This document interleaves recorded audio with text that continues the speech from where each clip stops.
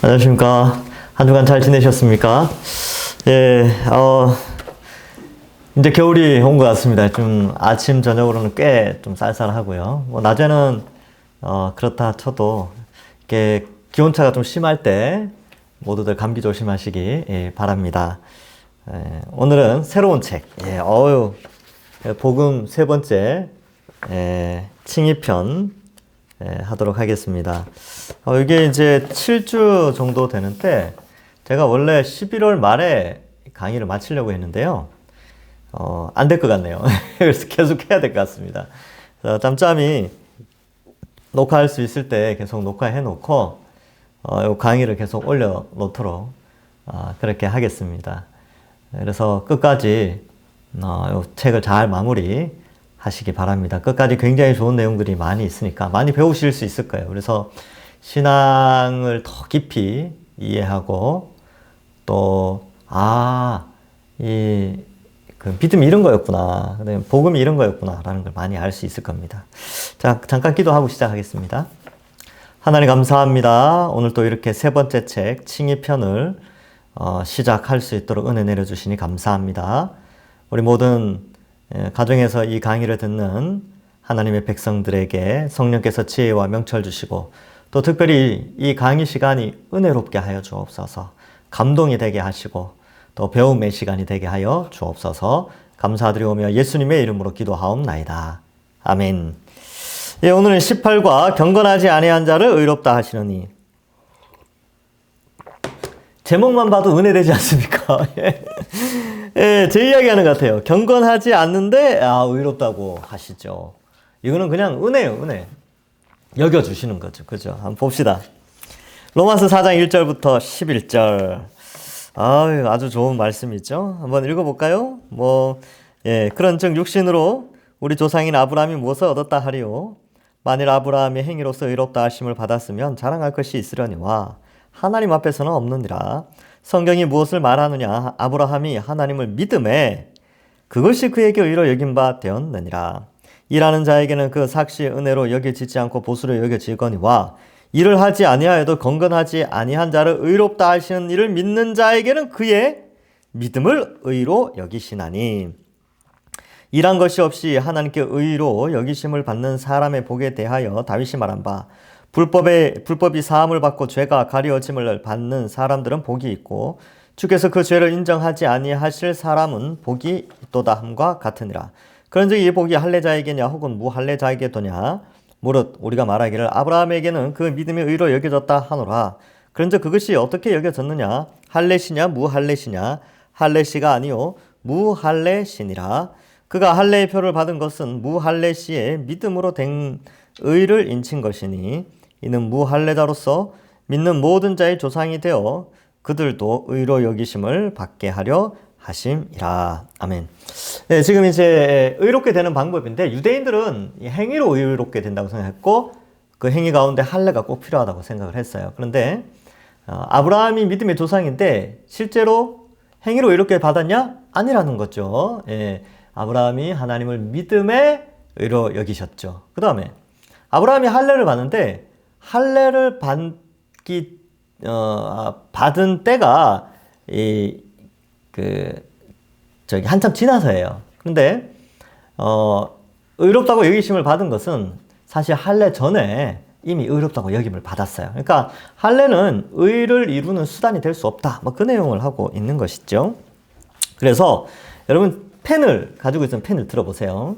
그리고 제가 동그라미 치라는 대로 동그라미를 쳐보세요. 자, 먼저 3절 제일 뒤에 여겨진 바 되었느니라 찾으셨습니까? 예, 거기 동그라미 치세요. 여겨진 바 되었느니라. 동그라미 치기 전에 한번 네모 치셔도 돼요. 아니면 밑줄 치든지. 그 다음에 4절에 보면 일하는 자에게는 그 삭시 은혜로 여겨지지 아니하고 이게 여겨지다라는 표현에 밑줄을 끄시고요. 네모를 치는 동그라미 치시고 보수로 여겨지거니와 여겨지다 여기도 동그라미 치시고 그 다음에 5절 끝부분에 보면 그의 믿음을 의로 여기시나니 여기신다. 거기 동그라미 치시고 6절에도 일한 것이 없이 하나님이 그로 의로 하나님께 의로 여기심을 받는 사람이 복이 있다. 여기심에 동그라미 치세요. 여기심. 예. 그 다음에 9절 끝부분에 보면 그 믿음이 의로 여겨졌다. 여기 이제 칸이 조금 다른데 어쨌든 여겨졌다 했고 9절 끝에 있죠. 여겨졌다 하노라 이렇게 돼 있죠. 여겨졌다에 동그라미 치세요. 그 다음 10절에 그런즉 그것이 어떻게 여겨졌느냐. 예, 동그라미 치시고요. 11절 끝부분에 어떻게 되어 있습니까? 그들도 의로 여기심을 얻게 하려 함이라. 여기심 동그라미 치세요. 여겨졌다라는 표현이 몇 번 나옵니까? 한 번, 두 번, 세 번, 네 번, 다섯 번, 여섯 번, 일곱 번, 여덟 번 나오죠. 그러니까 이게 획득하는 문제가 아니에요. 여겨지는 문제죠. 무슨 말인지 알겠죠? 그러니까 의인이 되는 것은 내가 노력해서 획득하는 게 아니고 아무런 행위가 없음에도 불구하고 은혜로 여겨지는 거예요. 이게 조금 놀라운 일이죠.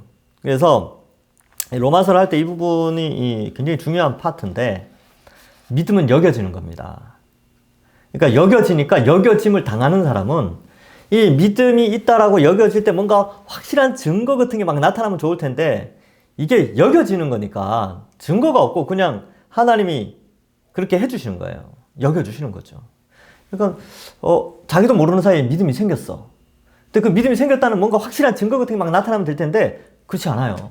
그냥 하나님 여겨주시는 때는 언제인지 잘 몰라요. 그냥 믿어지고 있으니까. 참 놀라운 일이 있지요. 그래서 유대인들은 내가 구원받았다라는 확실한 증거로 할례를 갖고 왔어요. 야, 할례 받은 거 보니까 천국 갔어. 이렇게 생각했다니까요. 근데 믿음을 가지는 것은 어떤 확실한 증거로 내어 보일 수 있는 게 없고, 이제 야고보서 같은 경우는 이제 거룩한 삶 그걸로 나타난다 이렇게 표현을 하거든요. 근데 이제 유대인처럼 그렇게 뭔가 몸에 표가 난다든지 뭐 어떤 항목의 몇 개를 지켰다는 증서를 낸다든지 뭐 이렇게 하면 될 텐데 그것도 아니에요. 또 믿음에 의한 선은 몇 가지로 정의 내릴 수 없거든요. 하여튼 나중에 이제 몇 년 안으로 제가 로마서 할 거니까 그때 또 자세히 한번 알아봅시다. 그때 되면 이거 다 까먹어요 또. 자, 의인보다 죄인? 오직 예수 그리스도를 믿음으로 말미암아 의롭다 하심을 얻는 것이야말로 복음의 정수입니다.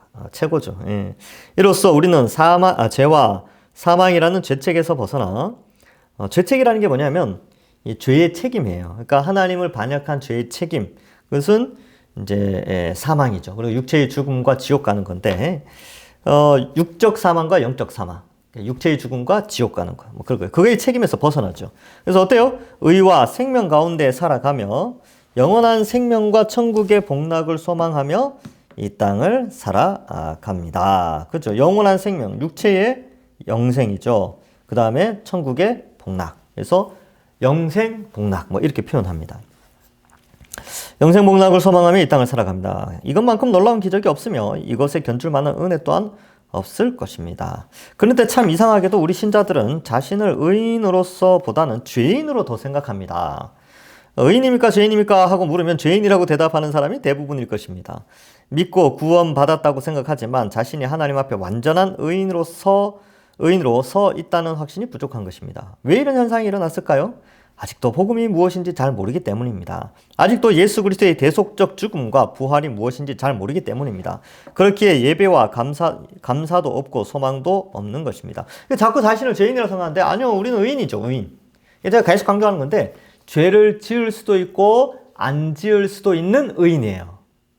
예전에 예수님 믿기 전에는 죄를 지을 수밖에 없는 죄인이었죠. 그러나 지금은 죄를 지을 수도 있고 안 지을 수도 있는 의인. 그리고 의를 행할 수 있는 의인이에요. 예수 믿기 전에는 의를 행할 수가 없었죠. 하나님 안 믿었는데. 그럼 나중에 천국 가서는 죄를 지을 수 없는 의인 있죠. 그래서 인류의 변화를 좀 설명을 해드릴게요. 처음에는 아담이 만들어졌을 때는 죄를 지을 수도 있고 안 지을 수도 있었어요. 그런데 여기 이제 아담 때인데 아담이 이제 타락하고 나서 인류는 죄를 지을 수밖에 없었어요. 전 인류죠. 전 인류. 그런데 예수 그리스도의 십자가 은혜로 어떻게 됐느냐? 이제 다시 죄를 지을 수도 있고 안 지을 수도 있는 의인이 됐어, 의인. 의인이 됐어, 의인. 의인의 속성은 죄를 지을 수도 있고, 안 지을 수도 있는 의인이 되었죠.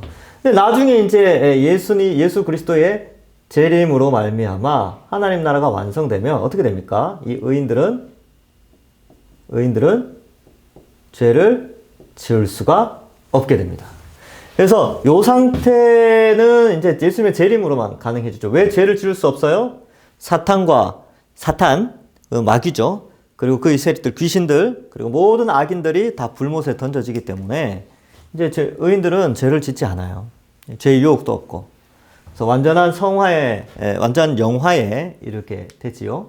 그래서 지금 우리는 어떤 상태입니까? 우리는 이 상태죠. 예수님 믿었으니까. 죄를 지을 수도 있고 안 지을 수도 있는 의인의 상태. 예수님 믿은 사람이에요. 제대로 믿은 사람. 그러니까 이런 개념이 있는데 우리는 자꾸 이 죄를 지을 수밖에 없다라고 자꾸 고백하는데 사실은 그렇지 않아요. 예. 그래서 당신 죄인입니까 의인입니까 이거 묻는 이단들이 있어요. 그래서 죄인이다 그러면 이거 잘 걸렸다. 그러면서 이제 자기들 이론들을 막 설명하는데 이렇게 설명해 줘야 돼요. 우리는 죄를 지을 수도 있고 안 지을 수도 있다. 그러나 의인이다. 예수는 믿었으니까. 자, 경건하지 아니한 자를 의롭다 하셨다. 아브라함의 행위로서 의롭다 하심을 받았느냐? 아브라함의 의롭다함을 얻었다. 이렇게 돼 있죠. 하나님 앞에서 의롭다 인정받음. 하나님은 의롭다고 판결하시고 선언하심. 아브라함이 그렇게 됐죠. 아브라함이 착한 일을 했을까요? 갈대아 우르, 메소포타미아 지역에서 뭘 했을까요? 그냥 잘 놀았겠죠. 잘 살았겠죠. 근데 영광의 하나님이 확 나타나 버리니까 안 믿을 수가 없죠. 예. 그러니까 아브라함의 어떤 살아온 인생의 선한 행위 때문에 하나님께서 선택하셨다 이렇게 생각하면 절대 안 됩니다. 예. 아브라함 그냥 그래요. 우리랑 비슷합니다. 자, 행위로서 의롭다 하심을 받았는가? 아니다. 어느 누구도 하나님 앞에서 행위로서 의롭다 하심을 받을 수 없다. 행위가 아니기에 자랑할 수 없죠. 그래서 우리는 믿음을 자랑할 수 없어요. 그래서 늘 말씀드리지만 저는 신앙생활을 몇 년을 했고 성경을 몇 번 읽었고 기도는 하루에 몇 시간씩 하고 제가 전도를 몇 명 했고 제가 이 교회에 기둥 몇 개를 세웠고 이런 거 다 자랑하시면 안 돼요. 그게 교만입니다. 교만. 그건 다 하나님의 은혜죠. 하나님 은혜로 한 거예요. 예. 행위가 아닙니다. 그냥 그렇게 하도록 하신 거죠. 은혜를 주신 거라니까요. 예. 그렇게 30년, 40년 신앙생활 하게 하신 거고 은혜로. 예.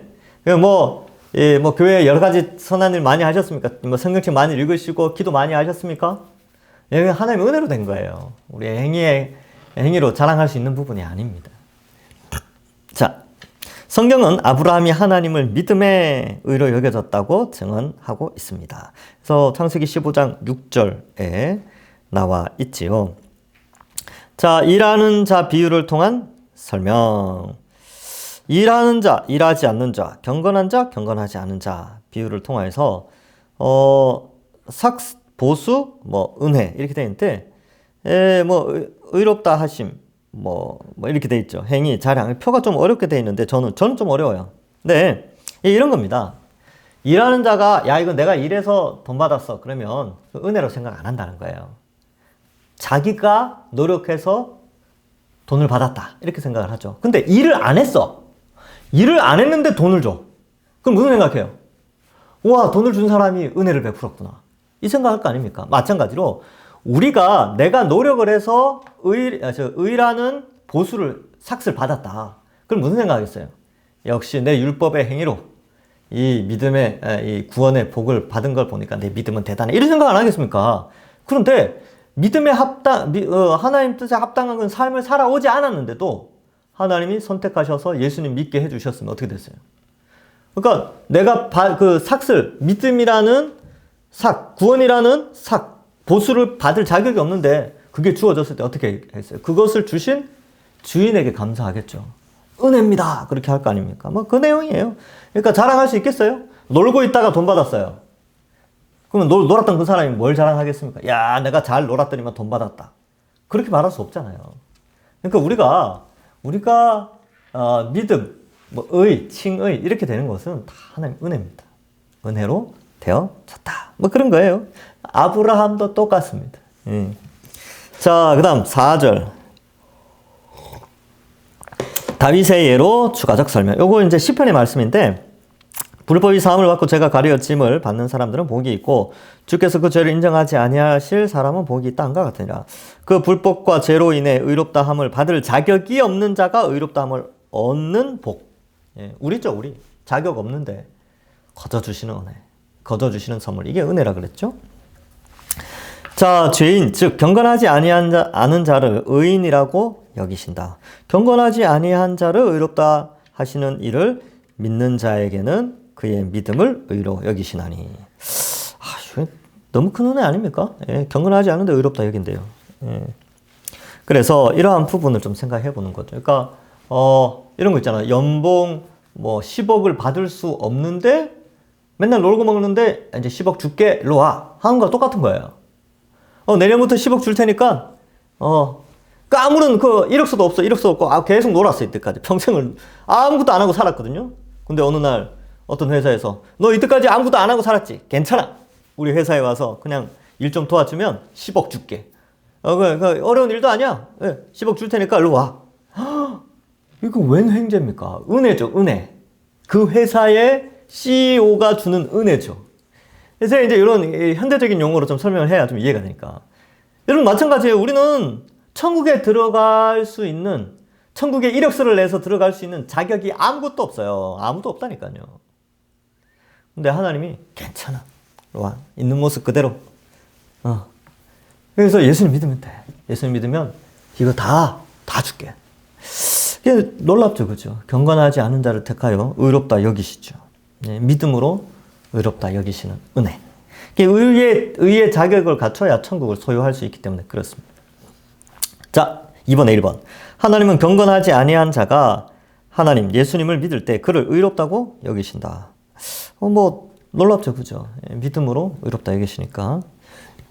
여기서 여긴다. 헬라어로 로기조마이는 그 자신의 것이 아닌 그 자신의 것으로 여긴다는 것이다. 이렇게 말이 좀 어렵죠? 그의 것이 아닌데 그의 것으로 여긴다는 것이다. 이제 그 의라는 게 그 사람 게 아니래요. 그런데 그 사람 거라고 여겨주는 거예요.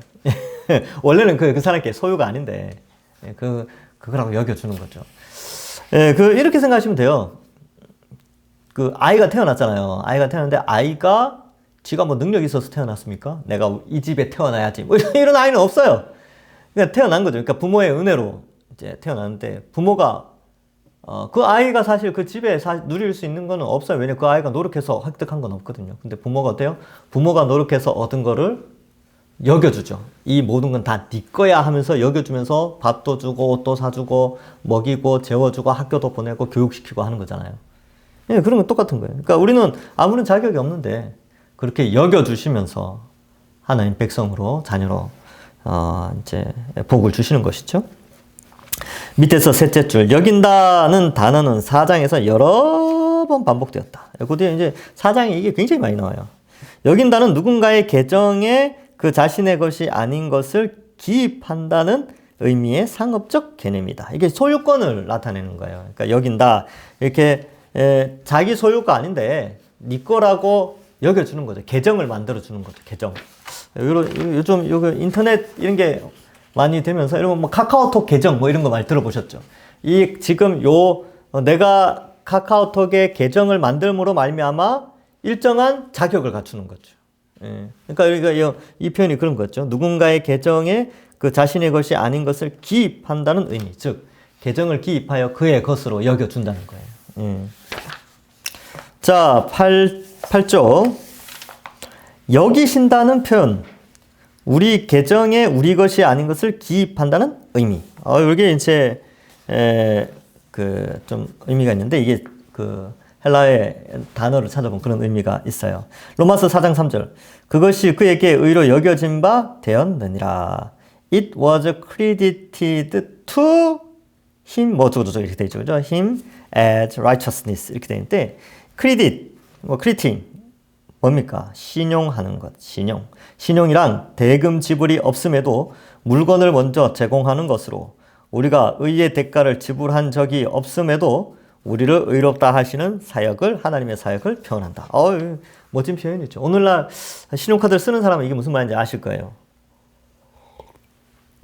저도 신용카드를 쓰는데, 예를 들어서 이제, 주유소에 기름을 넣잖아요. 그럼 돈을 지불해야 돼요, 원래는. 원래는 돈을 지불해야 되는데, 돈을 지불을 하지 않고 신용카드라는 걸 씁니다. 내가 이 주유소에 반드시 돈이 지불될 것이라는 그러한 신용카드를 지불하면 이게 이제 긁으면 어떻게 돼요? 당장 돈을 주지 않지만 나중에 어떻게 돼요? 그 주유소에 돈이 입금이 되죠. 뭐 그런 개념이죠, 그죠? 그래서 대가를 지불한 적이 없음에도 의롭다 하시는 하나님의 사역을 표현하는 것이다. 그래서 이제 하나님은 우리에게 이런 크레딧 신용을 주신 거죠. 계정을 허락해 주신 겁니다. 자격이 없음에도 불구하고. 자, 뭐 하여튼 그런 의미가 있어요. 자, 3번. 우리의 것으로 여겨지고 전가되는 의는 예수 그리스도의 의다. 사실 이 의가 누구 거냐? 내가 이제 하나님이 내 거라고, 우리 거라고 여겨주시는데, 그러면 그 실제 소유는 누구 거냐? 예수님 거라는 거예요. 예수님. 그래서 볼까요? 우리에게 전가된 그리스도의 의. 로마서 5장 19절에 한 사람이 순종하지 아니함으로 많은 사람이 죄인 된 것 같이 한 사람이 순종하심으로 많은 사람이 의인이 되리라. 그리스도와의 연합으로 말미암아 우리가 이 의를 소유하게 됐죠. 너희는 하나님으로부터 나서 그리스도 예수 안에 있고 예수는 하나님으로부터 나와서 우리에게 지혜와 의로움과 거룩함과 구원함이 되셨으니. 자, 그래서 이 의의 정체가 의의 자격이 주어졌는데, 근데 그 의는 누가 만들었느냐? 우리에게 맡겨진, 우리에게 계정을 허락해 주신, 그 의라는 바운더리 안에 계정을 허락해 주신 분이 누구냐면 예수님이에요. 자, 이 그림도 몇 번 봤을 거예요. 아담이 이거 이제 대표론 때문에, 대표성 때문에 설명하는데, 아담이 있어요. 근데 아담이 죄를 지었죠. 그래서 인류는 다 죄인입니다.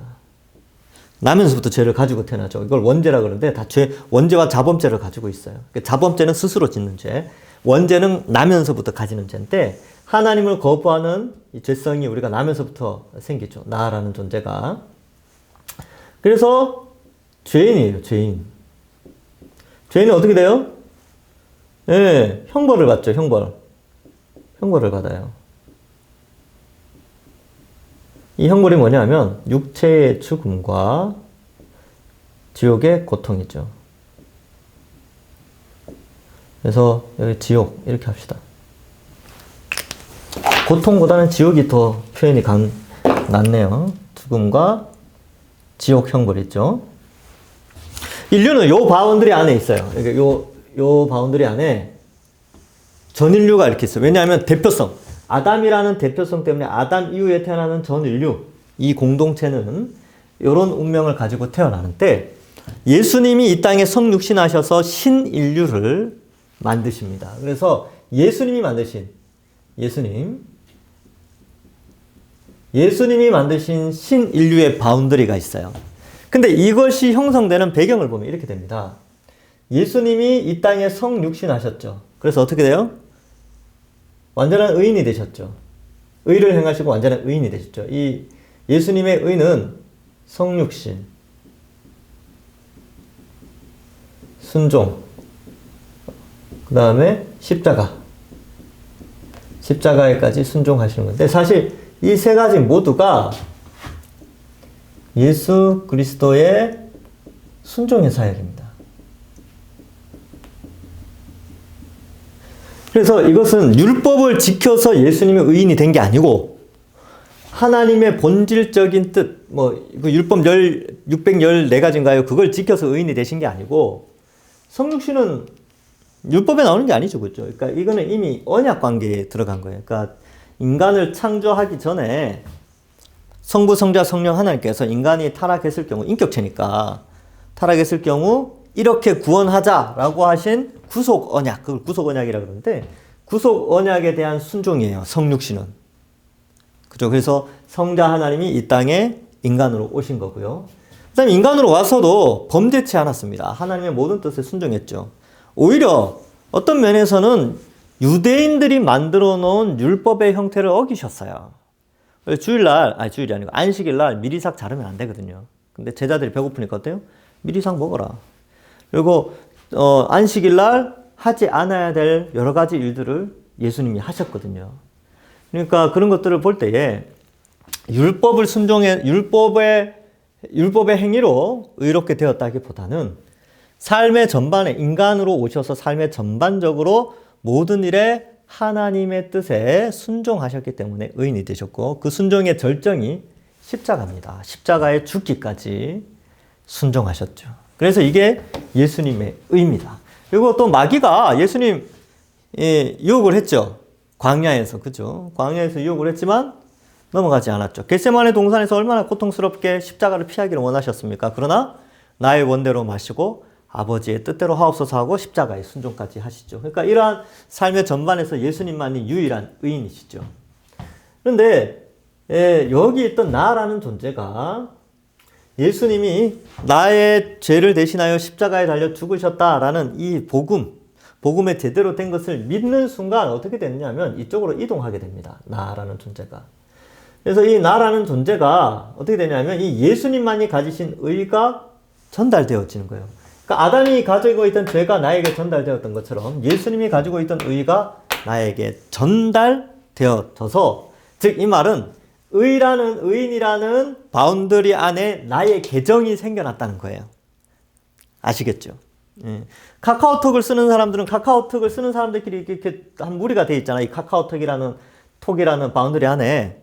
근데 여기 안에 들어가려면 어떻게 해야 돼요? 여기 계정을 만들어야 돼요. 그래야 이 공동체, 카톡 공동체 안에 들어갈 수 있죠. 마찬가지로 예수님께서 새로운 인류를 만드시고 그 의라는 예수님이 가지신 의의 바운더리 안에 내가 들어가게 하도록 계정을 만들어 주신 겁니다. 여기 이제 현대적인 용어죠. 그죠? 그래서 어떻게 돼요? 나라는 존재는 어때요? 이제 의인이 됐죠. 의인. 어떤 의인이요? 여기 있잖아요. 여기. 이제는, 옛날에 죄를 지을 수밖에 없었는데 죄를 안 지을 수 있는 존재가 되었죠. 예. 의인이 되었죠. 의인. 지을 수도 있어요. 죄를 지으면 어떻게 돼요? 회개해야지 뭐. 처음 예수님 믿고 목욕한 사람은 이제 발은 계속 씻어야 돼요. 예. 그래서 이 의인의 결과는 어떻습니까? 예. 형벌이 아니라 어때요? 자유가 주어지죠. 그래서 어떤 자유? 영생의 자유가 주어집니다. 영원한 생명. 지옥이 아니라 천국. 그래서 육체가 죽는 것이 아니라 육체가 사는 거예요. 영생. 지옥에 가는 게 아니라 천국 가는 거죠. 그래서 이 영생의 완성은 재림으로 완성됩니다. 예수님이 재림하시면, 예. 글씨가 너무 작죠? 이 재림인데, 재림은 좀 크게 써야죠. 재림. 예, 예수님의 재림으로 이 육체가 영생하는 거예요. 육체의 영생과 완성된 천국. 요거를 이제 새 하늘, 새 땅이라고 하죠. 그래서 요 바운더리를 이제 예수님이 만들어 놓으신 거예요. 그러면 여기서 이쪽으로 넘어가는 게 뭐냐? 이게 믿음이에요, 믿음. 믿음 어떻게 생긴다고요? 들음. 뭘 들어요? 예수 그리스도의 말씀. 이걸 뭐라고 그래요? 복음이라고 하잖아요. 그죠? 그래서 복음을 들음으로 믿음이 생겨 여기에서 이쪽으로 넘어가는 때, 이 과정에서 여기에서부터 이미 하나님이 우리를 여기에서 어떻게 해요? 예. 소명하시죠. 소명. 택하심. 그래서 중생. 성령을 부어주세요. 성령. 그래서 여기서 성령이 역사한단 말이에요. 성령이 딱 임하시면 어떻게 돼요? 이게 생겨요. 이게. 복음이 들려지는 곳에 하나님이 소명과 중생의 역사를 일으켜 믿어져서 이쪽으로 넘어가 칭의로 여겨지죠. 왜? 의가 전달되어지니까 의롭게 되어지는구나. 이런 논리가 있습니다. 그래서 여러분 그 기독교를 단순하게 좀 쉽게 생각하시는데 그렇진 않아요. 굉장히 논리적이죠. 그러니까 수많은 사람들이 믿었죠. 근데 예전에는 이런 논리적인 생각을 안 했어요. 그냥 무턱대고 믿었는데 이제 신앙생활 좀 하신 분들은 이게 이러한 원칙에 의해서, 하나님이 정해놓으신 규칙에 의해서 이렇게 우리가 믿어서 의인이 되는구나. 이 정도는 좀 이제 생각해 보면 좋죠. 그죠? 괜찮죠? 뭐 어릴 때야 이렇게 설명을 잘 몰라요. 근데 이제 조금 컸으니까 우리가 젖 먹는 자가 아니고 밥을 먹는 자니까 이렇게 되는구나. 이걸 좀 알 필요가 있습니다. 예, 그 제가 이제 늘 외워야 될 것. 저랑 하여튼 함께 하시면 이 그림 앞으로 수년간 계속 보실 거예요. 그리고 소중하신 칭수성 성령 계속 이야기할 겁니다. 예.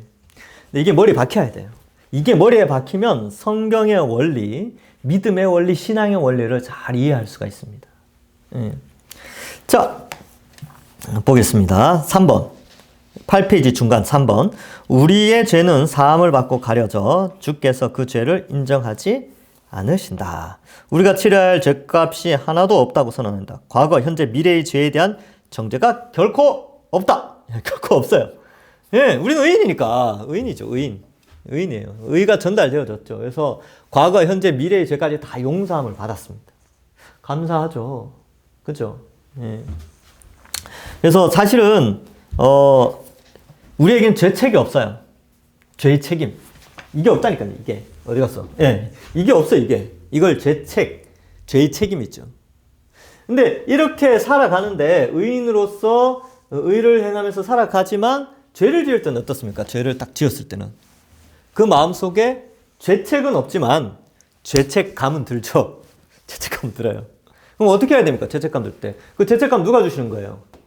성령이 주시잖아요. 왜 죄책감이 들어요? 말씀에 비춰보니까 성령이 야 그거 아니야. 너 그거 죄야. 회개해야지. 그래서 죄를 짓는다고 해서 여기 있던 사람을 일로 다시 보냈느냐? 그렇지 않죠. 왜요? 여러분 십자가 복음이 어떤 희생을 치렀습니까?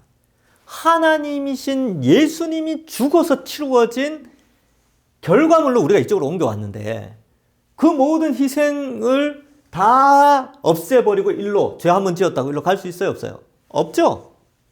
그래서 여기서 혹 원래 죄를 지으면 안 되는데 죄를 지으면 인간이 연약하니까 육체를 가지고 있으니까 어때요? 회개해야 되죠. 회개를 해야 됩니다. 저도 뭐 맨날 회개합니다. 뭐 지은 죄가 워낙 많아가지고 매일 회개하는 삶을 살죠. 그래서 생각으로 짓는 죄. 주로 생각으로 많이 짓죠. 그리고 이제 때로는 염려하는 그것도 죄예요. 하나님께 맡기지 않는 거. 그리고 또 어떤 것이 있을까요? 하여튼 그런 것들 수시로 또 죄 거짓말 많이 하잖아요. 그죠? 뭐 그런 것들. 그리고 아직도 끊지 못한 그런 좀 그리스도인으로서는 이건 아닌데 싶은 거 있습니까? 우리가 이제 예수님 믿고 있다면 성령이 우리 마음속에서 그 죄를 지적할 때에 말씀을 통해서 또 지적하고 하실 때에 돌이켜야 됩니다. 잘못했습니다. 제가 잘못했습니다. 그래야죠. 하나님께. 그죠? 그러면 돼요. 자식이 태어났어. 부모 말 안 듣는다고 호적에서 파버립니까? 아니죠. 자식들이 어떻게 돼요? 아버지 잘못했어요. 엄마 잘못했어요. 그러면 어떻게 됩니까? 용서해 주잖아요. 똑같습니다. 어떻게 낳은 자식인데. 예. 하나님은 우리를 어떻게 낳으셨는데. 예. 그러니까 이런 개념들을 잘 생각하시고 과거, 현재, 미래의 죄에 대한 정죄가 결코 없습니다. 예. 없어요. 그러면 이렇게 생각하면 됩니까? 미래의 죄까지 다 용서해 주셨으니까 나 앞으로 죄를 마음대로 지어야지. 요렇게 머리를 굴리는 사람은 여기 있는 사람이에요. 성령을 가진 사람이 성령이 우리 속에 오셔서 지성과 감정과 의지를 변화시키는데 내가 예수님 믿어서 죄를 마음대로 짓고 천국 가야지 요렇게 생각하는 것은 그 속에 성령의 임재가 없어요. 성령이 그 사람 속에 있다면 절대로 그런 생각을 할 수가 없습니다. 왜냐하면 지성과 감정과 의지를 변화시켰는데 어떻게 그렇게 생각할 수 있어요? 그렇게 이제 내가 예수님 믿어서 앞으로 미래의 죄까지 다 용서함을 받으니까 죄를 마음대로 지어야지 하는 것은 그 속에 십자가에 대한 믿음도 없고 성령도 없고 하나님의 부르심도 없는 것이죠. 그래서 그건 불신자예요. 근데 믿는 사람은 진짜 예수님 믿는 사람은 이 십자가의 의미를 제대로 아는 사람은 나 죄를 지어서는 안 되겠구나. 죄를 안 지으려고 노력해야 되겠구나. 이 생각 한다니까요. 성령이 그 생각을 가지도록 거룩에 대한 열망을 주신다니까요. 옛날에 거룩이 취미다라고 설명할 때 그 성령이 우리 속에 오시면 거룩을 취미로 여기게 하시거든요. 그러니까 죄에 대해서 아주 경각심을 일으키게 하는데 성령이 있다는 증거죠. 그런 의미로 받아들이시면 됩니다. 자, 3번, 2번. 우리의 죄값을 예수 그리스도께 대신 담당하셨기 때문이다. 대속적 죽음. 그래서 이걸 대신 담당하셨어요. 죽음과 지옥의 고통을 십자가에서 다 받으셨죠. 칭의의 본질. 칭의는 법적 개념이다. 예, 법적 개념이에요. 의롭다고 여겨진 거죠. 성경에서 말하는 의와 죄 모두 법적인 의미이다. 이렇게 돼 있죠. 예, 법적 개념입니다. 예. 자, 성경에서 말하는 의와 죄 모두 법적 의미다. 의롭다, 칭의, 의롭다고 판결하다 라는 선언은 법정적 의미. 죄가 있다, 정죄의 선언도 불법 혹은 범법 개념으로 법정적 의미다. 법으로서의 십계명. 불법의 사함을 받고 뭐 이렇게 돼 있고, 율법은 진노를 이루게 하나니 율법이 없는 곳에는 범법도 없느니라. 진노는 범법의 결과인 형벌. 뭐 이렇게 돼 있는데, 의와 죄 모두 법적인 의미가 있어요. 하나님께서 선포하시는 겁니다. 예. 칭의는 하나님의 법정에서 재판관이신 하나님이 죄인을 의롭다고 판결하시는 것이다. 어떤 죄에 대해서도 하나님의 법정에 고발할 수 없다. 하나님이 판결하셨기 때문이다. 누가 능히 하나님께서 택하신 자들을 고발하려. 이거 뭐 항소한다, 항고한다 이런 표현을 쓰죠. 그렇게 할 수 없어요. 예. 자, 칭의에 대한 정의 한번 볼까요? 하나님께서 믿음을 통해 성령으로 예수 그리스도의 대속적 죽음으로 우리 죄를 사하실 뿐만 아니라, 예, 죄를 사하셨죠? 예, 그리고 그뿐만 아니라 예수 그리스도와 연합으로 그리스도의 의를 우리의 것으로 간주한다. 그러니까 여기서 이렇게 이쪽으로 넘어온 걸 여기 연합이죠. 과거에는 아담의 연합, 아담의 죄 아래 연합되어 있다가 이제는 예수 그리스도의 의 아래 연합되었어요. 어떻게 해요? 믿음으로 말미암아 연합되어진 것이죠. 그래서 의가 전달되어집니다. 이걸 의의 전가라고 해요. 의의 전가. 그래서 이걸 이중전가라고 할 때는 나의 죄의 형벌이 예수님께 전달되고요. 예수님의 의가 내게 전달되는 거예요. 이게 내 죄의 형벌은 예수님께, 예수님의 의는 내게 전달되어진다. 이걸 이중전가라고 표현을 합니다. 어쨌든 이 의의 전가로 말미암아 우리가 의인이 되었죠. 정말 놀라운 일입니다. 자, 두 번째 점. 하나님께서 우리를 그의 앞에서 의롭다 선언하시는 하나님의 즉각적인 법적 행위다. 의롭게 됨이란 표현보다는 의롭다 함을 얻음, 의롭다고 선언됨이 더 옳은 표현이다. 뭐 이렇게 했는데, 여러분 사실 그 이신득의라는 표현을 쓰잖아요. 의를 획득하다 이런 개념인데, 이신득의보다는 이신칭의라는 표현이 좀 더 정확한 표현입니다. 왜냐하면 칭함을 받는, 역임을 받는다는 의미가 강조되거든요. 칭의는. 득의는 내가 획득한다 이런 의미가 있기 때문에 조금 그죠? 여기서 획득한다 이게 나 중심적이죠. 근데 칭의는 하나님 중심적으로 이루어지는 법정 판결이기 때문에 그렇습니다. 그래서 뭐 득의 그렇게 사용해도 상관없어요. 근데 정확한 표현은 성경적인 것은 칭의가 더 정확하다. 그렇게 이해하시면 되겠습니다. 자, 보겠습니다. 왜 이런 칭의를 믿음으로만 주시려고 했는가? 로마서 4장 16절. 그러므로 상속자가 되는 그것이 은혜에 속하기 위하여 믿음으로 되나니. 그 은혜죠, 은혜. 예. 그래서 한번 봅시다. 밑에 2번에 1번. 하나님께서 우리에게 복 주시고자 그 경륜 속에서 믿음이란 방편을 택하셨다. 믿음이 아니면 아무도 그 행위로 약속의 상속자가 될 수 없는 죄인이다. 그래서 왜 이런 칭의를 믿음으로 주시려고 했는가? 옆에다 적어 놓으세요. 꼭 받게 하려고. 꼭 받게 하려고. 이 칭의를 꼭 받게 하려고 믿음으로 주신 거예요. 행위로 의롭다 여기게 하려면 누가 받겠습니까? 못 받죠.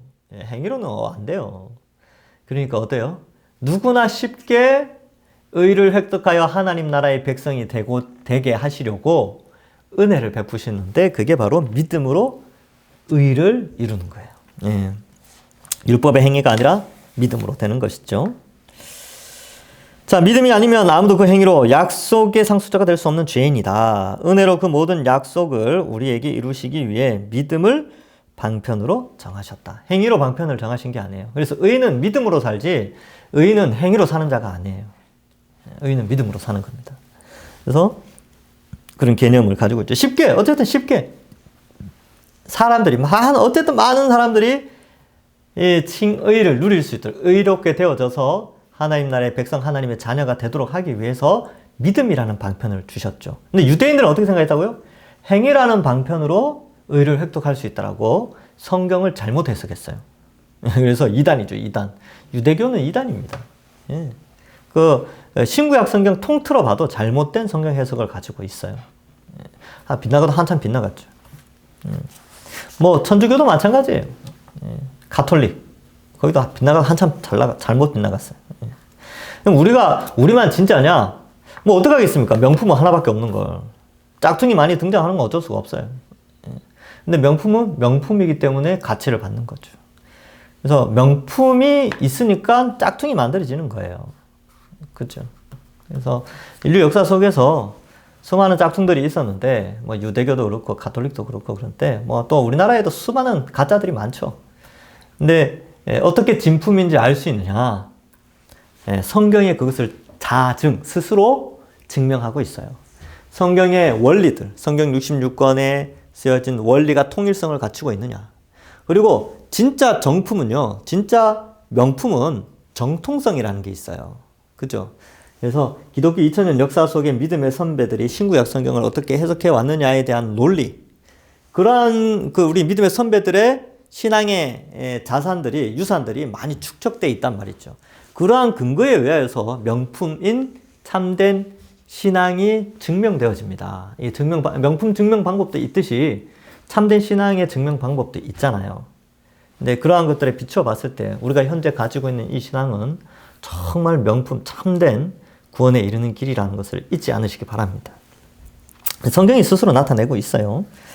자, 2번 밑에서 한 8번째쯤 되나요? 7번째 줄 2번. 믿음은 칭의의 근거가 아니라 수단이다. 수단이죠, 수단. 믿음은 수단이죠, 수단. 믿음은 의롭게 되는 수단이죠. 그래서 칭의가 믿음 앞에 가면 안 돼요. 예. 그래서 믿음으로 말미암아 의를 획득하는 것이지 의롭게 되어져서 믿게 되는 건 아닙니다. 아시겠죠?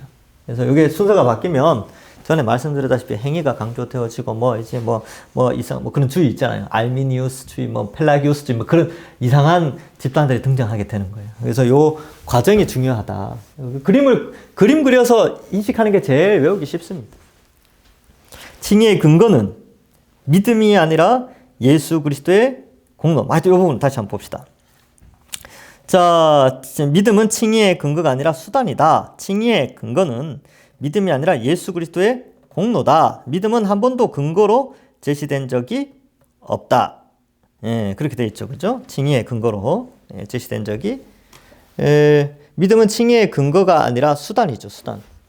이렇게 하여튼 믿음을 통하여서 이렇게 되어지고, 그 다음에 이 표현이 좀 어려운데, 칭의의 근거는 믿음이 아니라 예수 그리스도의 공로다. 이렇게 우리가 의롭게 되어지는 것은 요거는 수단으로 이렇게 넘어왔죠. 그러면 수단으로 넘어와서 의롭게 되어지는 것은 여기에서 이렇게 전달되기 때문에 의인이 된다는 거예요. 그래서 예수 그리스도의 공로, 요 부분, 성육신, 순종하심, 십자가에 달리심, 요 공로로 내가 의인이 되어지는 거예요. 그죠? 그래서 수단으로 그리스도와 연합되어지고 그 연합된 우리에게 그리스도의 공로가 전달되어져서 칭의가 이루어지죠. 그래서 수단, 요게 근거, 칭의 이렇게 되는 거예요. 믿음은 수단, 예수 그리스도의 이 공로는 근거, 칭의의 근거, 그 다음에 내게 전달되어짐. 그걸 이제 설명하는 거예요.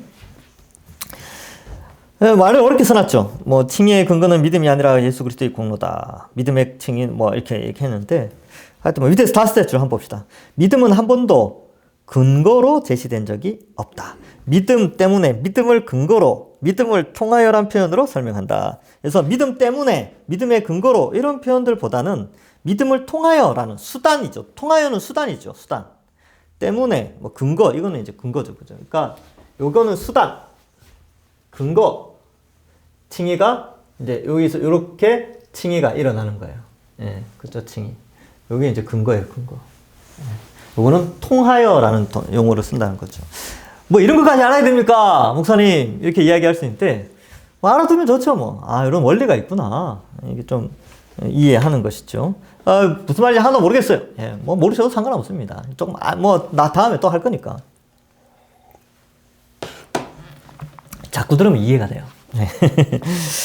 근데 어렵지 않은데, 예, 그죠? 제가 설명해 드렸잖아요. 요걸, 죄인이 이렇게 가는 것은 믿음을 통해서 믿음을 수단으로 넘어갔고 의인이 되는 근거는 예수 그리스도의 공로로 의인이 되는 거예요. 요게 전달되어지는 거죠. 요게 전달되어져서 의인이 되는 게 아니라 요게 전달되어져서 의인이 된다. 그 말이에요. 자, 밑에서 둘째 줄 3번. 예. 왜 겸손, 기쁨, 지혜 등이 아니라 믿음이 구원의 통로여야 하는가? 믿음은 우리 자신을 의지하는 것과 정반대가 되는 마음의 태도이기 때문이다. 예, 우리 자신을 의지하는 게 아니죠.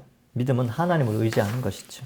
믿음은 자신에게 어떤 내세울 만한 행위도 없었음을 인정하는 태도다. 주를 위해 무엇인가 해드려야 한다는 생각보다 아무것도 할 수 없다. 예. 는 생각이 더 복음적이다. 그렇죠. 예. 다 주의 은혜입니다. 그래서 그리스도인들은 자랑을, 교회 안에 와서도 막 자랑하는 사람들이, 그럼 뭘 자랑합니까? 자랑할 게 없다니까요. 아무것도 자랑할 거 없어요. 예. 그래서 자랑하지 말죠, 뭐. 다 하나님의 은혜입니다. 그죠? 예. 우리가 가진 믿음, 우리가 가진 모든 것, 예. 그런 것도 다 하나님의 은혜다. 이렇게 인정하는 태도가 필요하다. 그래서, 이제, 믿음은 자신에게 어떤 내세울 만한 행위도 없었음을 인정하는 태도. 두 번째. 주를 위해 무엇인가 해드려야 한다는 생각보다도 아무것도 할 수 없다는 생각이 더 복음적이다. 방금 했죠. 믿음은 하나님께서 거저주시는 은혜의 선물을 전적으로 의지하는 태도이기 때문이다. 로마서 5장 17절. 한 사람의 범죄로 말미암아 사망이 그 한 사람을 통하여 왕노릇하였음즉. 아담이죠. 더욱 은혜와 그의 선물을 넘치게 받은 자들은 한 분 예수 그리스도를 통하여 생명 안에서 왕노릇하리로다. 우리가 실제로 변화되어질 때 그것을 의로 간주하신다는 오해를 경계하라. 이는 로마 가톨릭의 주장이며 이것 때문에 종교개혁이 일어났다. 이게 무슨 말이냐면 실제로 변화되어질 때, 즉 의의 행위로 말미암아 그것으로 의롭게 여기진다. 즉 의의 근거를 나의 행위에서 찾을 때는 어떻게 돼요? 의의 근거를, 이 의인의 근거를 나의 행위에 의해서 찾을 때는 이게 무시되죠. 이 근거가 사라지니까 잘못된 것이다. 그래서 로마 가톨릭은 처음에 은혜로 시작하였지만 자기 의로 완전하게 되어 구원에 이른다고 설명한다. 은혜와 의의 주입에 의해 우리 안에 의가 시작되지만 의의 완성은 우리의 행위로 되어진다는 것이다. 이게 뭐 이상하죠. 결국 율법주의가 됩니다. 그러니까 100% 하나님의 은혜로 우리는 구원받잖아요. 근데 가톨릭은 그렇게 생각 안 해요. 하나님의 은혜가 있지만 우리의 의로운 행동도 있어야 완전한 이 구원이 이루어진다. 뭐 이렇게 설명을 하기 때문에 이거는 율법주의죠. 그래서 뭐 가톨릭에서 그런 거 많이 선한 사업들 많이 하잖아요. 뭐 고아원 사역, 뭐 무슨 그죠 대사회적으로 뭐 착한 일 많이 하죠. 그 왜 그런 줄 아세요? 구원받은 은혜에 감사해서 하는 게 아니고요. 구원 받으려고 하는 거예요. 완전히 다르죠. 다른 거예요. 결국 자기를 위해서 하는 겁니다. 남을 위하는 것 같지만 결국 자기 구원을 위해서 하는 거죠. 다 율법주의자들이에요. 자, 2번. 의롭다 함이 우리의 실제적 선함에 근거한 것이라면. 한 가지 더 설명해 드릴게요. 천주교, 뭐 가톨릭, 뭐 큰 집, 뭐 이런 생각하는데 아니요, 그렇지 않습니다. 이단입니다. 구원이 없어요. 우리 교단에서는 천주교, 가톨릭을 이단 집단으로 인정을 하죠. 그래서 이교. 그러니까 이교가 뭐냐 하면 관련이 있는 게 아니라 전혀 무관한, 그러니까 불교, 이슬람, 가톨릭 다 같다고 여기는 거예요. 이게 전통적인 종교개혁 후예들의 자세입니다. 그리고 뭐 루터나 칼빈이나 다 교황을 적그리스도라고 이야기했을 정도니까 완전히 다른 거예요. 큰 집이 아니라 가톨릭에도 구원이 있겠지. 이게 아니라니까요. 적그리스도에 속한 자들인데 무슨 종교개혁자들은 그렇게 생각했어요. 그래서 이제 뭐 이렇게 되는 거죠. 뭐 그런 인식이 좀 필요합니다. 로마 가톨릭 이제 성당을 여러분들이 성당 다니네, 구원 받겠지 뭐 이렇게 생각하시면 절대 안 돼요. 그들도 구원의 대상입니다. 전도해야죠. 자, 의롭다 함이 우리의 실제적 선함에 근거한 것이라면 그리스도의 의롭게 되어진 것이 그리스도의 의가 아니라 나의 어떤 선한 행위로 의인이 되어진다라고 주장을 해버리면 어떻게 되냐? 우리에게는 언젠가 죄가 있기에 결코 완전하게 의롭다함을 받을 수 없어요. 안 됩니다. 우리의 칭이 이전에 죄는 그대로 남아 있으므로 결코 완전한 의롭다함을 받을 수 없죠. 왜냐하면 예수 그리스도의 십자가 형벌 대속이 없으니까. 그 다음, 우리의 계속되는 범죄 때문에 결국 의롭다는 완전한 확신과 평안을 누릴 수가 없죠. 왜? 의를 행할 때는, 이렇게 착한 일 할 때는 의인인 것 같은데, 또 나쁜 짓 할 때는 어때요? 우리 죄를 지으니까, 죄를 지을 때는 어때요? 아, 나는 의인이 아닌가 보다. 뭐 이렇다고 생각하니까 구원의 확신이 없어지는 거죠. 예. 그래서 이게 평안을 못 누리는 거예요. 불안한 거죠. 예. 그래서 제가 이제 신부들, 카톨릭 신부들 있잖아요. 그죠? 뭐, 스님들은, 이렇게 완전히 다른 종교니까.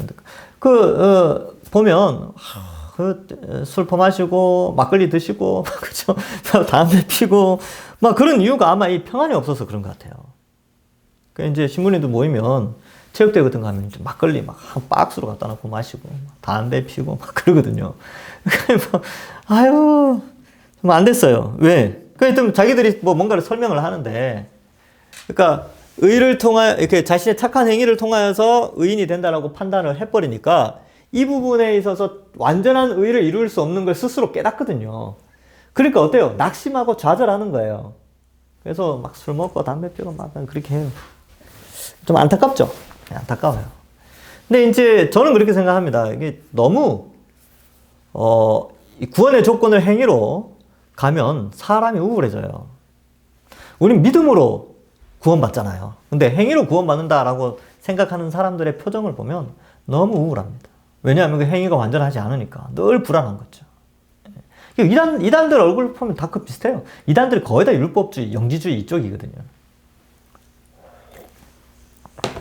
우리 표정은 어떻습니까? 저를 따라 해보십시오.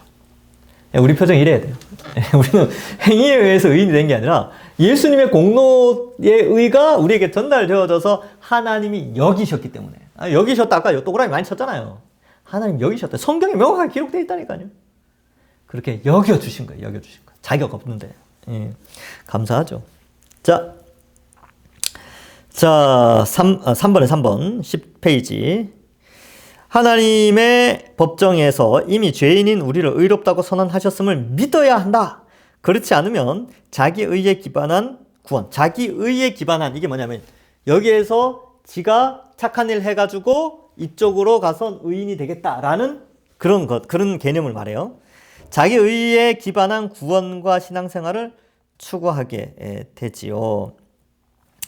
자, 그래서 하나님이 의롭다고 선언하시는데 그걸 안 믿고, 아니야, 내가 뭔가를 해서 의롭다고 내가 여겨야 되는 뭐 그런 상황이 돼버린 거죠. 로마서 8장 1절. 그러므로 이제 예수 그리스도 안에 있는 자에게는 결코 정죄함이 없다. 하나님이 의롭다고 여겨주셨는데요. 뭐. 예. 이미 게임 끝. 예.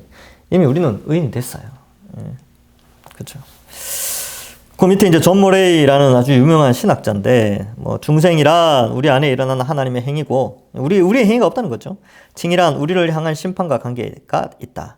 이 차이는 마치 외과 의사의 역할과 판사의 역할의 차이가 같다. 안에 있는 암을 제거할 때 외과 의사는 우리 속 안에 무슨 일인가 하지만 판사가 하는 일은 다르다. 그는 우리의 사법적 상태에 관해 판결을 내릴 뿐이다. 만일 우리가 무죄하다면 그렇게 판결 내릴 것이다. 복음의 순수성은 바로 이 차이를 제대로 인식할 때 잘 유지된다. 만일 칭의를 중생이나 혹은 성화와 혼동한다면 복음이 변질되는 것은 시간 문제일 것이다.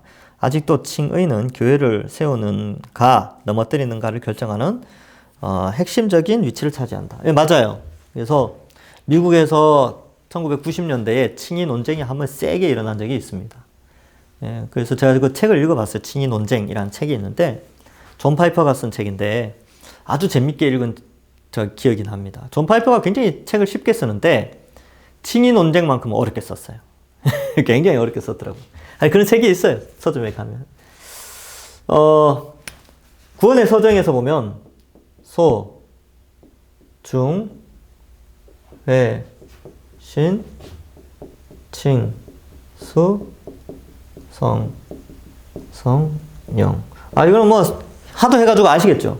이 칭의가 여기 있잖아. 여기 칭의 여기 있죠. 신, 이게 신앙, 믿음이죠. 믿음. 이걸 믿음이라고 하는데 믿음 후에 칭의가 오죠. 근데 여기 표현이 뭐냐면 이 칭의가 여기 앞으로 가도 안 되고 여기 앞으로 가도 안 된다는 거예요. 그래서 칭의의 삶, 의롭다고 여겨지는 거, 의의 뭐 그다음에 성화 이것도 마찬가지예요. 성화. 이게 여기나 이쪽으로 가면 안 된다는 거예요. 이게 다 율법주의. 이게 이쪽으로 가는 것 다 율법주의에 속하기 때문에 이제 잘못되었다. 그걸 이제 이야기하는 거예요. 그래서 뭐 만일 칭의를 중생이나 혹은 성화와 혼동한다면 복음이 변질되는 것은 시간 문제일 거다. 이렇게 되는 거죠. 그래서 의롭다고 여겨지고 성화의 삶이 일어나는 것이지 성화의 삶을 살고 나서 칭의가 일어난다. 이렇게 설명하면 안 된다는 거예요. 행위로 칭의가 일어난다. 이렇게 해버리면. 성화는 우리가 거룩하게 사는 거잖아요. 칭의는 예수 그리스도의 이 순종으로 말미암아 우리가 칭의가 얻어졌죠. 그래서 그걸 믿음이라는 수단을 통해서 칭의가 얻어지는 건데 그 순서를 바꾸면 안 된다. 이런 겁니다. 묵상과 적용. 이신칭의 진리는 놀라운 하나님의 은혜다. 은혜로 값없이 받은 그러기에 자랑할 수 없는 하나님의 선물이다. 그렇죠. 이 진리를 이해할 때 온 마음과 정성을 다해 하나님을 예배하는 참된 예배자가 될 수 있다. 그래서 이걸 왜 공부합니까? 왜? 이걸 왜 공부해요? 여러분 이렇게 공부하고 나면요. 예배 시간에 은혜가 된다니까요. 예. 말씀이 더 깊이 이해되어지니까 예배가 회복되어지는 거죠. 자, 지난 2번. 밑에 성경 구절 한번 읽어보세요. 예. 믿음으로 하나님의 의롭다 하심을 선언받는다는 진리는 자신의 죄인됨과 하나님 앞에서 절대로 의롭게 될 수 없음을 아는 자들에게 참된 소망을 준다. 그래서 행위로 인하여서 늘 낙심하죠, 사실 우리는. 그런데 하나님의 의롭다 하시는 선언, 이것은 참 소망을 줘요. 예. 자신의 죄인됨과 하나님 앞에 절대 의롭게 될 수 없음을 아는 자들에게는 소망이죠. 내 과거의 삶, 현재의 삶을 돌아보면 정말 구원받을 수 없는데 믿음으로 구원받게 하셨구나. 뭐 하여튼 너무 감사한 거예요. 구원 영생이 오직 믿음으로만 받을 수 있는 선물이라면 담대히 구할 수 있죠. 믿음을 주십시오. 뭐 이렇게, 그죠? 이렇게 할 수 있는 거죠. 3번. 예수 그리스도의 완전한 의를 힘입어 하나님 앞에서 의롭다함을 얻는다는 진리는 우리가 다시는 우리 죄 때문에 하나님이 짓는 형벌을 받지 않을 것이라는 확신을 준다. 예, 그래서 우리는 이미 의롭다함을 받았어요. 우리는 이 존재라니까요. 이 존재. 확실하게. 이미 의인이에요. 그러니까 결과는 어떻게 돼요? 결과는 여기 있죠. 영생, 천국, 영생 복락 뭐 이렇게 되겠죠. 육체의 영생, 천국의 복락. 자, 그 밑에 1, 2, 3번도 읽어보세요. 4번, 예수 그리스도의 완전한 의를 덧입어 하나님 앞에서 의롭다함을 얻었다는 진리는 우리가 예수님처럼 하나님 앞에 서는 담대함을 준다. 자, 그래서 여러분 요거를 잘 기억하셔야 돼요. 요 그림을 잘 이해하셔야 돼요. 그죠?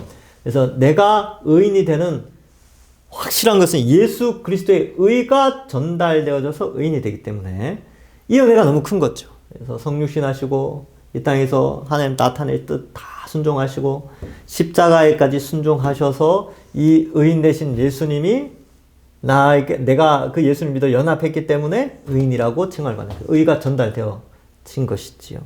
그래서 여러분 이 예수님의 부활도 마찬가지입니다. 이 부활은 의인만이 주어지는 거거든요. 그러니까 예수님이 부활하신 것은 예수님이 의인이라는 것을 증명하신 것이죠. 예. 예수님의 부활은 예수님의 의인이 증명되어진 거고 우리도 의인이라는 것은 어때요? 예수님이 재림할 때에 우리도 예수님과 같이 육체가 영원히 살 수 있는 몸으로 부활하여 이 땅에서 새하늘과 새 땅에서 영생을 누리게 되는 것입니다. 그래서 우리가 덧입은 의는 예수 그리스도의 의다. 담대하라. 11조 끝에. 멋지지 않습니까? 예.